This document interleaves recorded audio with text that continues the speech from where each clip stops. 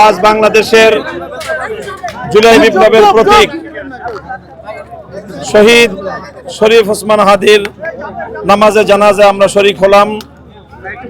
আজকে জাতীয় সংসদ ভবনের দক্ষিণ প্লাজায় মানিক মিয়া এভিনিউতে স্মরণকালের ঐতিহাসিক জানাজা, বাদ ভাঙ্গা মানুষের এই স্রোত, এই জোয়ার প্রমাণ করে শরীফ ওসমান হাদি বাংলাদেশের মানুষের হৃদয়ে কতটা গভীর জায়গায় সে আসন গেড়েছিল। গোটা বাংলাদেশের মানুষ সারা পৃথিবী জুড়ে শরীফ ওসমান হাদির বিরহ বেদনায় তারা কাতর। তবে আসার কথা হলো যে তারা এই শোককে শক্তিতে পরিণত করেছে। আজকে শরীফ ওসমান হাদির জানাজায় অংশগ্রহণকারী বীর বাংলাদেশের তৌহিদি জনতা, তারা যে শপথের বাণী উচ্চারণ করেছে, আমরা সেই শপথের বাণী শুনে উজ্জীবিত।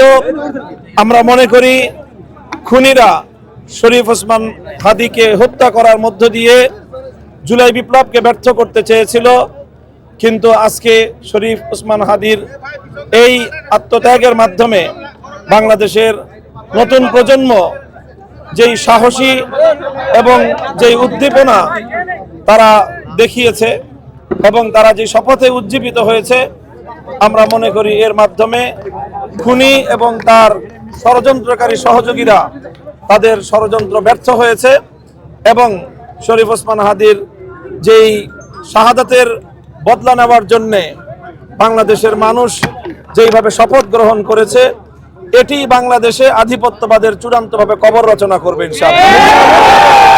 ওসমান হাদির যে ইনসাফের যে লড়াই ছিল, ইনসাফ প্রতিষ্ঠার যে সংগ্রাম ছিল, সে তার মৃত্যুর মধ্য দিয়ে সে তার এই সংগ্রামকে বাংলাদেশের প্রতিটি মানুষের হৃদয়ে হৃদয়ে, প্রতিটি ঘরে ঘরে সে ছড়িয়ে দিতে পেরেছে বলে আমরা মনে করি।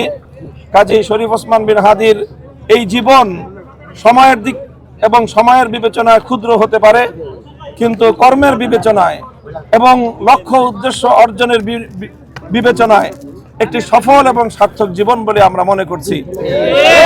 আমরা বাংলাদেশের মানুষের কাছে আমরা এই আহ্বান জানাই যেন আধিপত্যবাদ বিরোধী এই সংগ্রাম এটা যেন আমরা অব্যাহত রাখতে পারি। তবেই আসলে শরীফ ওসমান বিন হাদির এই শাহাদাত এটি সত্যিকার অর্থে কার্যকর হবে এবং তার স্বপ্ন বাস্তবায়ন হবে ইনশাআল্লাহ। সেই প্রত্যাশা।